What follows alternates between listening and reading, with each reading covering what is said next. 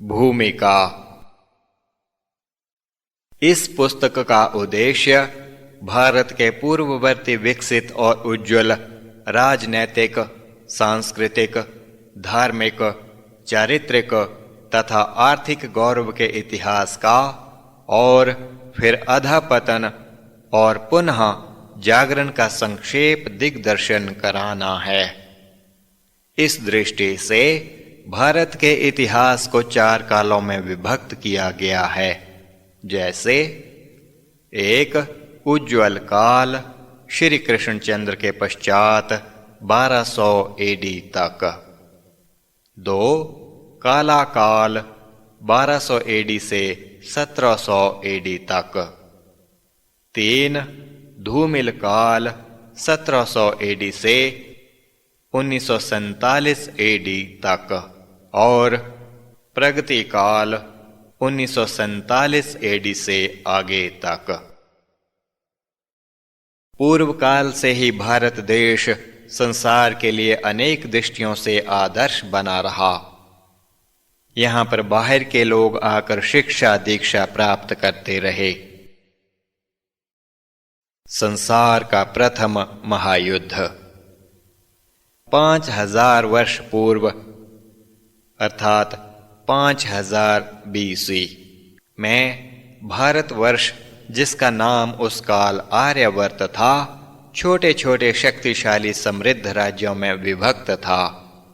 कुछ एक राज्यों के नाम इस प्रकार थे: हस्तिनापुर, इंद्रप्रस्थ, गांधार, कंबोज, मत्स्य, पांचाल, सौवीर, वाल्टिक, सौराष्ट्र, मालव, सिंधव, निषध, कच्छ, शूरसेन, विदर्भ, विदिशा, सुहम, कामरूप, उत्कला, विदेह, मगध, दशार्ण, औड्र, कलिंग, आंध्र, कुंतल, कर्नाटक, अनवर्त, मद्र आदि। भारत का शक्ति केंद्र हस्तिनापुर समझा जाता था, जहां पर महाराज धृतराष्ट्र का शासन था। उसके शक्तिशाली 100 पुत्र दुर्योधन आदि थे, जो अपने कुरुवंश के कारण कौरव कहलाते थे। महाराज धृतराष्ट्र का भाई पांडु था, जो मर चुका था। उसके 5 पुत्र थे, जिनका नाम युधिष्ठिर, भीम, अर्जुन, नकुल और सहदेव था। वे पांचों अपने पिता के नाम पर पांडव कहलाते थे। हस्तिनापुर राज्य में राज्य के अधिकार के कारण पांडवों और कौरवों में विवाद उत्पन्न होने के कारण पांडवों को अलग से अपनी राजधानी इंद्रप्रस्थ बसानी पड़ी, जिसे आजकल दिल्ली कहते हैं। 2 अलग अलग राज्य बनने पर भी भाइयों का झगड़ा चलता रहा और युद्ध तक नौबत आ गई। दोनों पक्षों ने भिन्न भिन्न राज्यों से अपने अपने लिए सहायता मांगी। लगभग भारतवर्ष के सारे राज्य एक या दूसरे पक्ष में चले गए और एक विशाल युद्ध की तैयारी होने लगी। यह संसार का प्रथम महायुद्ध था, जिसे महाभारत का युद्ध कहते हैं। हस्तिनापुर और इंद्रप्रस्थ के बीच एक विशाल जंगल था, जिसे नैमिषारण्य कहते थे। उसी को ही कुरुक्षेत्र कहते हैं। यह 2 नदियों के बीच विशाल क्षेत्र था। नदियों के नाम थे दरिश्दवती और सरस्वती। महायुद्ध रोकने के लिए बहुत प्रयास हुए, परंतु दोनों ओर से हठ के कारण युद्ध टल न सका। सारे देश से और कुछ अन्य स्थानों से भी सेनाएं आकर कुरुक्षेत्र में स्थित हो गईं और युद्ध की तैयारी होने लगी।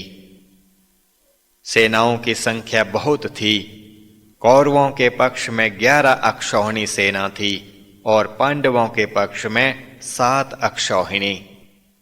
प्रत्येक अक्षौहिणी के 4 अंग होते हैं, इसलिए सेना को चतुरंगिनी सेना का नाम दिया जाता है। इस रूप से एक अक्षौहिणी सेना में 4 अंगों का स्वरूप ऐसा होता है।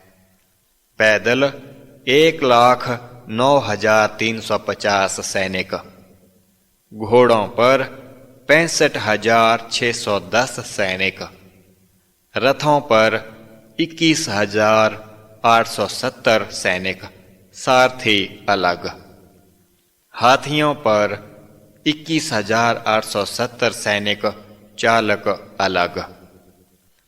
इस हिसाब से जब 11 और 7 अक्षौहिणी सेनाओं में योद्धाओं आदि की गणना करें तो उस विशाल कुरुक्षेत्र में एक कल्पनातीत सैनिकों का जमाव शक्ति परीक्षण के लिए एकत्र हुआ।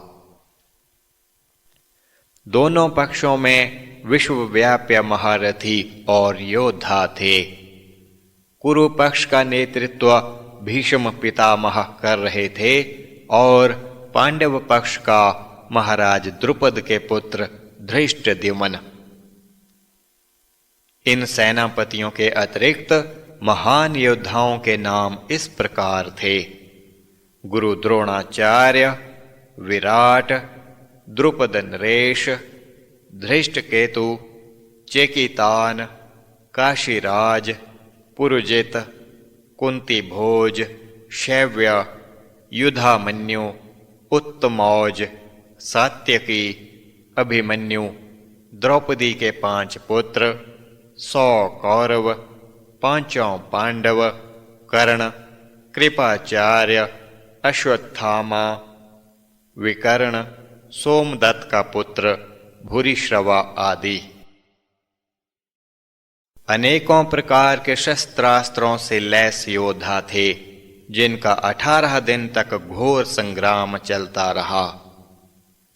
पांडवों का पक्ष न्याय संगत था, इस कारण योगेश्वर कृष्ण जो द्वारिकाधीश थे, उन्होंने पांडवों का पक्ष लिया।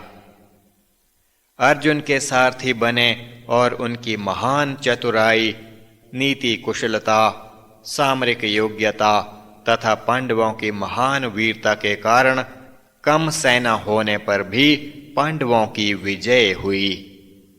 परंतु इस युद्ध में महान विनाश हुआ। शस्त्रास्त्रों का ज्ञान सदा के लिए समाप्त हो गया। विश्व के महान योद्धा मारे गए और हस्तिनापुर तथा इंद्रप्रस्थ का गौरव एकदम शून्य हो गया। महाभारत के युद्ध में भारत की बहुत अधिक क्षति हुई। बड़े बड़े राज्य खंडित हो गए। सर्वत्र निराशा का वातावरण दिखाई देने लगा। श्री कृष्ण सहित सभी दिव्य विभूतियां भारत के राजनैतिक रंगमंच से किनारा कर गईं। भारत की राजनैतिक शक्ति जो पहले पश्चिम में इंद्रप्रस्थ, हस्तिनापुर, पांचाल, गंधार, मथुरा आदि में केंद्रित थी, लुप्त प्राय हो गई।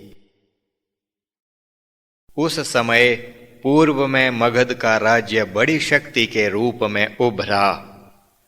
उसकी राजधानी पाटलिपुत्र में थी। इस राज्य में बड़े बड़े सम्राट हुए, जिन्होंने देश में एक छत्र राज्य किया।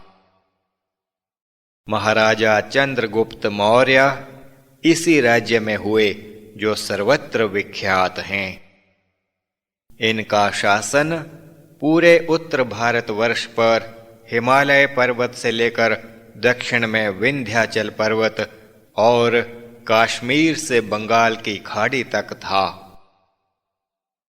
सौभाग्य से इन्हें चाणक्य जैसा महामंत्री मिला, जिसका लिखा हुआ कौटिल्य शास्त्र ग्रंथ अति प्रसिद्ध है। यह काल भारत का उज्ज्वल काल था। इसी काल में भारत का विश्व विख्यात सम्राट अशोक हुआ, जो सम्राट चंद्रगुप्त का पोता था।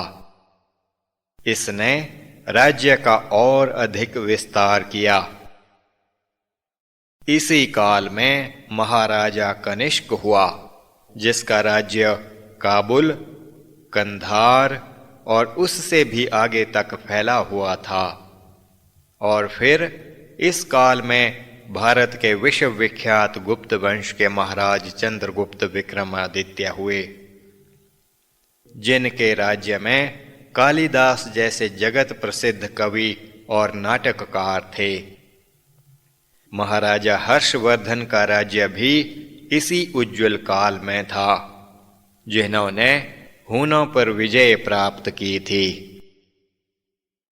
भारत के इस उज्ज्वल काल में वैदिक साहित्य, वैदिक संस्कृति और धर्म का अत्यधिक विकास हुआ। इसी काल में जैन धर्म के तीर्थकर महावीर स्वामी और बुद्ध धर्म के बाणी गौतम बुद्ध हुए। इस काल में बुद्ध धर्म चीन, तिब्बत, मध्य एशिया, अफगानिस्तान, लंका, ब्रह्मा, जावा, सुमात्रा आदि कई स्थानों में फैला और संसार का एक विशिष्ट धर्म बना। इसी काल में जैन धर्म और बौद्ध धर्म के ग्रंथों की रचना हुई, जिनमें त्रिपुरक और त्रिरत्न आदि हैं। इसी काल के इतिहासकारों ने राजतरंगिणी, पृथ्वीराज रासो, हर्ष चरित्र आदि काव्य ग्रंथों की रचना कर उस काल के इतिहास पर प्रकाश डाला। इसी काल में मेगस्थनीज आदि चीनी यात्रियों ने आकर भारत से विविध प्रकार की शिक्षा प्राप्त की और उस काल की संस्कृति का विशद वर्णन किया। इसी काल में महाराज अशोक ने कई खंबे स्थापित किए, जिन पर खुदाई कर धर्म और संस्कृति के नियमों का उपदेश दिया। इनसे उस काल की भाषा और संस्कृति का परिचय प्राप्त होता है। इसी काल में प्रसिद्ध 6 दर्शनों की रचना हुई, जैसे कपिल का सांख्य शास्त्र, पतंजलि का योग दर्शन, गौतम का न्याय शास्त्र, कनाद का वैशेषिक शास्त्र, जैमिनी का पूर्व मीमांसा और बादरायण का उत्तर मीमांसा।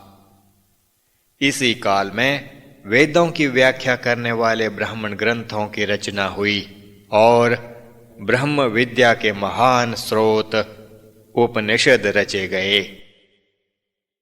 अष्टाध्यायी, जो संस्कृत भाषा का महान व्याकरण है, इसी काल में बने। वैदिक और संस्कृत भाषा के शब्दकोश, उणादि कोश और निघंटु की रचना भी इस काल में हुई। इसी काल में संस्कृत भाषा का अति विशाल साहित्य रचा गया, जिसके प्रमुख प्रमुख कवि और लेखक इस प्रकार हैं: महाकवि भास, स्वपनवास वदतम आदि के रचयिता, महाकवि कालिदास, शकुंतला नाटक और रघुवंश आदि महाकाव्यों के लेखक, अश्वघोष, बुद्ध चरित आदि के कर्ता, भारवी, कृतार्जुनीय के रचयिता, भट्टी, रावण वध के लेखक, माघ, शिशुपाल वध के कर्ता, श्री हर्ष, नैषध चरित के रचयिता, वाण, कादंबरी के कर्ता, दंडी, दश कुमार चरित के लेखक, गुणाढ्य, बृहत कथा के लेखक, शूद्रक, मृच्छकटिका के लेखक, भवभूति, महावीर चरित के रचयिता, राजशेखर, बाल रामायण के लिखने वाले, भर्तृहरि, श्रृंगार, नीति और वैराग्य शतकों के कर्ता, इसके अतिरिक्त अनेकों विषयों जैसे दर्शन, न्याय विज्ञान, आयुर्वेद आदि के ग्रंथों की रचना इस काल में हुई, जिन सभी का उल्लेख करना कठिन है। भारतवर्ष के इस उज्ज्वल काल की इतिश्री तब हुई जब पश्चिमोत्तर दिशा से भारत की सीमाओं का उल्लंघन कर भारत की समृद्धि के लुटेरे लोग इस्लाम का नारा लगाते हुए एक के बाद एक निरंतर आक्रमण करने लगे। उन्होंने पुस्तकों के अमूल्य संग्रहों को जलाया, मंदिरों को लूटा, देव मूर्तियों को तोड़ा, बलात्कार और कत्ले आम का बाजार गर्म किया।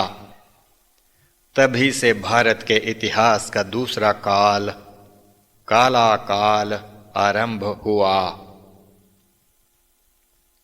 सर्वप्रथम 711 एडी में मुहम्मद बिन कासिम ने सिंध पर आक्रमण किया और इसमें वह राजा दाहर की 2 युवती बेटियों और बहुत लोगों को दास बनाकर ले गया। इसी से अनुमान लगा सकते हैं कि भारतवर्ष में काले काल के समय क्या कुछ होता होगा। इस प्रकार के घृणित दृश्य काले काल के समय निरंतर होते रहे। मुसलमानों के भारत पर आक्रमण करने के 3 मुख्य उद्देश्य थे। 1. धन लूटना, 2. हिंदुस्तान को विजय करना और 3. इस्लाम का प्रचार। आरंभ में मुसलमान आक्रमणकारी आकर धन लूट कर ले जाते। मंदिरों आदि से उन्हें अथाह धन लूटने को मिला। इतने से ही संतोष ना कर वे लोगों के घरों में घुसकर उनका धन, सोना, चांदी आदि छीन कर ले जाते। कोई भी घर सुरक्षित ना रहा। उस समय की यह उक्ति पंजाबियों की जुबान से सुनी है। आज जेवर मेरी रानी दे, कल शाह दुरानी दे। अर्थात आज जो जेवर आदि हमारे पास हैं, कल को मुसलमान आकर हमसे छीन कर ले जाएंगे। धीरे धीरे मुसलमानों के आक्रमण बढ़ते गए और राजाओं में एकता न होने के कारण मुसलमानों का राज्य भारतवर्ष पर हो गया। अब भारत में हिंदुओं को मुसलमान बनाने की ओर मुसलमान बादशाहों का ध्यान गया। बलपूर्वक हिंदुओं को मुसलमान बनाया गया, जैसे कि कश्मीर के ब्राह्मणों की चोटियां काट, यज्ञोपवीत तोड़ और तिलक पोंछ तथा गौ का मांस खिला उन्हें जबरदस्ती मुसलमान बनाया और लगभग सारी जनता कश्मीर की मुसलमान हो गई। जिन हिंदुओं ने इस पर आपत्ति की और मुसलमान बनने का विरोध किया, उन्हें तलवार के धार उतार दिया अथवा अन्य किसी ढंग से मार दिया। जैसे श्री गुरु गोविंद सिंह के पिता श्री तेग बहादुर को कत्ल किया। श्री गुरु गोविंद सिंह के 2 बच्चों को दीवारों में चिनवा दिया। हकीकत राय और ऐसे असंख्य लोगों का इसी अपराध में घात हुआ। परंतु जब देखा कि इस रीति से तो सारा भारत मुसलमान नहीं बनाया जा सकेगा, तो एक नई नीति अपनाई गई। प्रत्येक हिंदू पर एक टैक्स लगाया गया, जिसे जजिया कहते थे। हर एक छोटे बड़े हिंदू को हिंदू होने के अपराध में यह कर देना पड़ता था।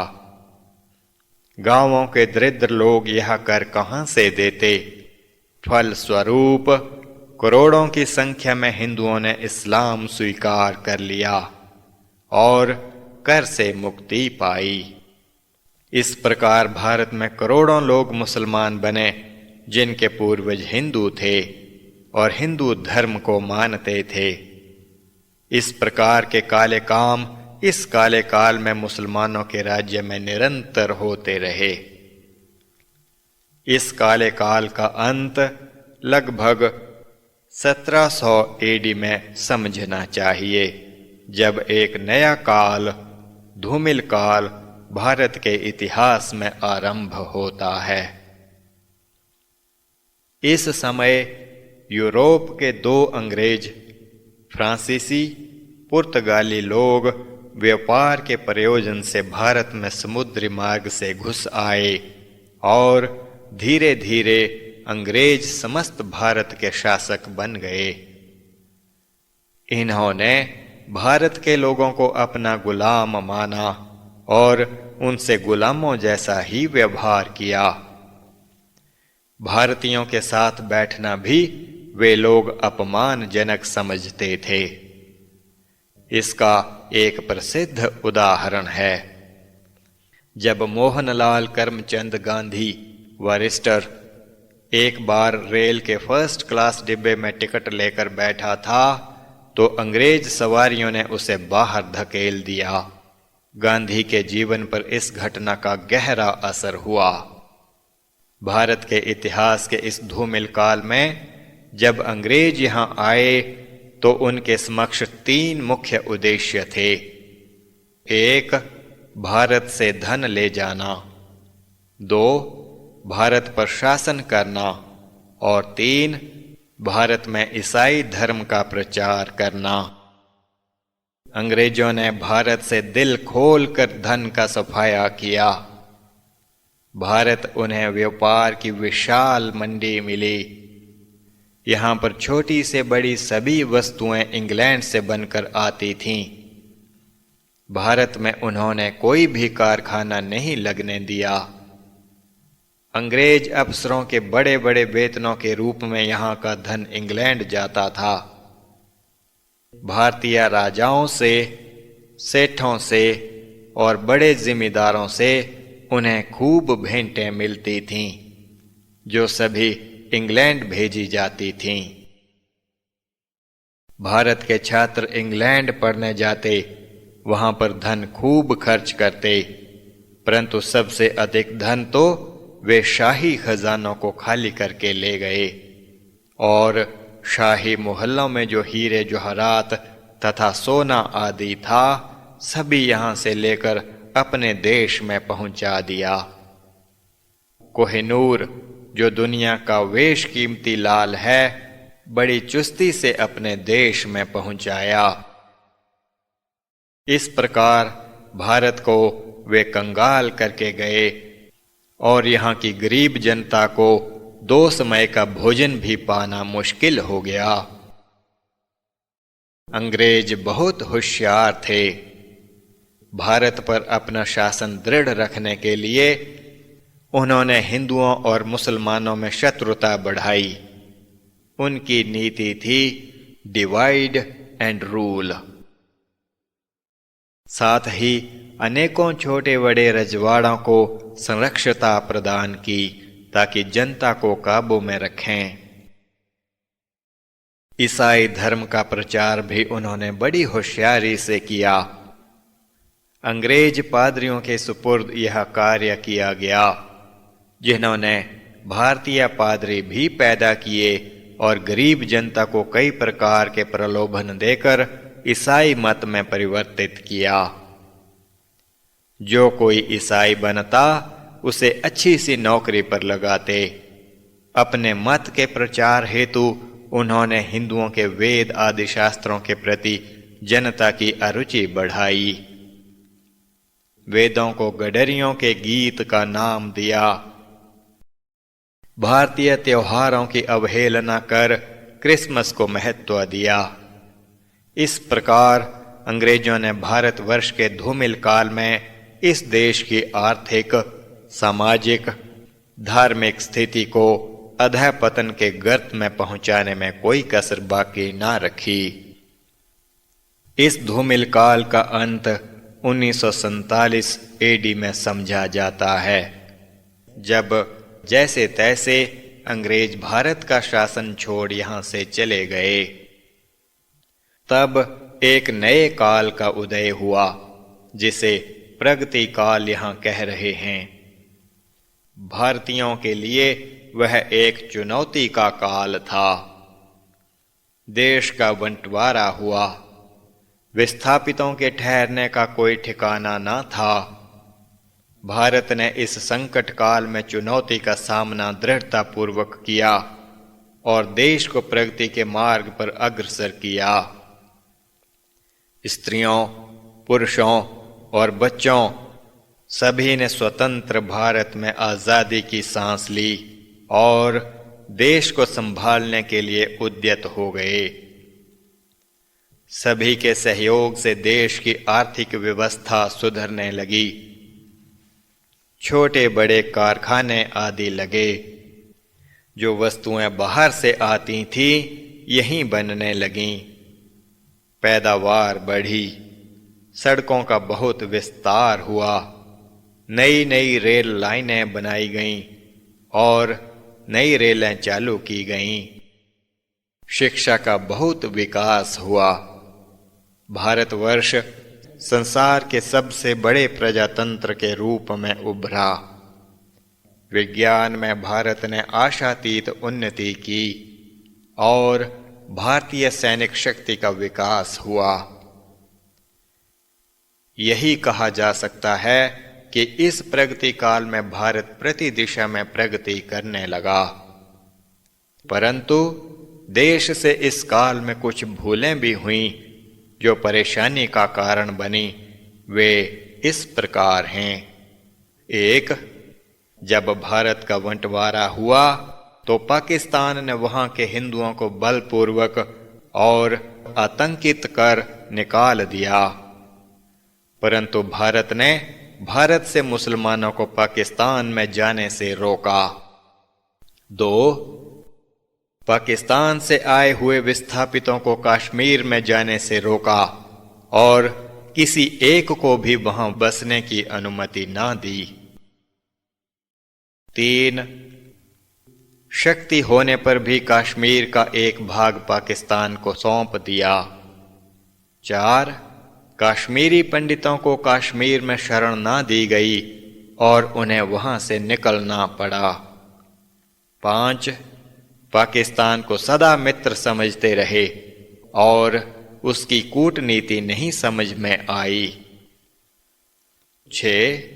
पूर्वी पाकिस्तान को विजय करके फिर अलग देश बना दिया और उसे अपने अधीन न रखा तथा हजारों युद्ध बंदियों को बिना किसी शर्त मुक्त कर दिया। 7. श्रीलंका में तमिलों के विरुद्ध अपनी सेना भेजकर तमिलों से शत्रुता मोल ली। 8. तिब्बतियों को शरण देकर चीन से शत्रुता मोल ले ली। 9. पाकिस्तान की बढ़ती हुई शक्ति को किसी प्रकार से रोका नहीं गया। भारत के धूमिल काल के अंतिम चरण में 1888 एडी में योगेश्वर रामलाल का जन्म अमृतसर में हुआ।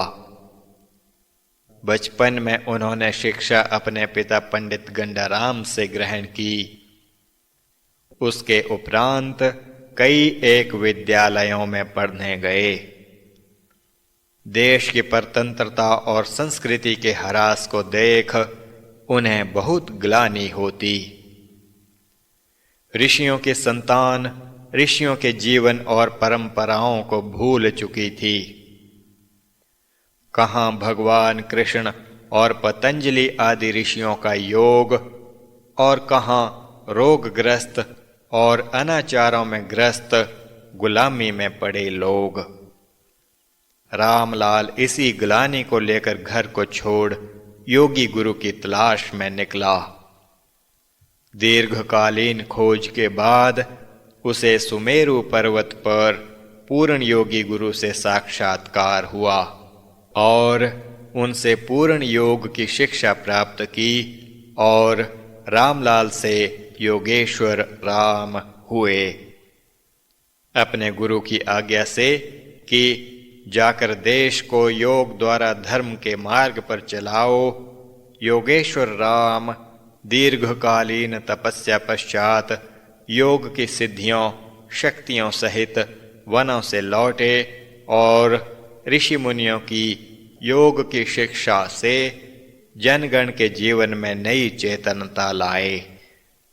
1947 ईस्वी में धूमिल काल के उपरांत जब भारत स्वतंत्र हुआ तो योग का अधिक विस्तार हुआ। देश की भाषा राष्ट्रीय भाषा बनी। स्थान स्थान पर योग साधन आश्रम बनने लगे। सभी मत मतांतरों के लोग योग की ओर आकृष्ट हुए और देश से बाहर विदेशों में भारतीय संस्कृति और योग की शिक्षा का मान बढ़ा। योगेश्वर कृष्ण की शिक्षा जो लंबी परतंत्रता में लुप्त हो चुकी थी, योगेश्वर राम ने उसे पुनः जीवित किया और संसार में वह सर्वत्र फैल गई। चमनलाल कपूर, सेवक। ओम। योगेश्वर कृष्ण का संदेश। वीर बनो, बहादुर बनो, समय पड़ने पर कायरता ना दिखलाओ। युद्ध में शत्रुओं को मारोगे तो संसार का सुख भोगोगे और यदि मारे गए तो स्वर्ग का सुख भोगोगे। आत्मा का ध्यान रखो, आत्मा को कोई नहीं मार सकता। वह अजर अमर है, शरीर मरता है, आत्मा नहीं। शरीर को छोड़ना वस्त्रों को बदलने के समान है। युद्ध में चाहे अपना संबंधी हो या मित्र हो या कोई भी हो, उसे मारने से मत हिचकिचाओ। मुझे स्मरण करते हुए युद्ध करो, विजयी होंगे। धर्म की रक्षा के लिए युद्ध करना सभी कर्मों से अधिक श्रेष्ठ है। ऐसा अवसर सौभाग्यशालियों को ही मिलता है। जो इस अवसर का लाभ नहीं उठाते वे पाप के भागी होते हैं और उनका अपमान होता है। जीत हार का ध्यान किए बिना धर्म युद्ध करना चाहिए। लाभ हानि सुख दुख का ध्यान छोड़ जो युद्ध करता है वह पापों से मुक्त होता है। सभी धर्मों का परित्याग कर मेरी शरण में आओ, मैं तुझे सब पापों से मुक्त कर दूंगा। मुझ में ही मन लगाओ, मुझ में ही बुद्धि लगाओ, मृत्यु पश्चात मुझ में ही समा जाओगे। ओम।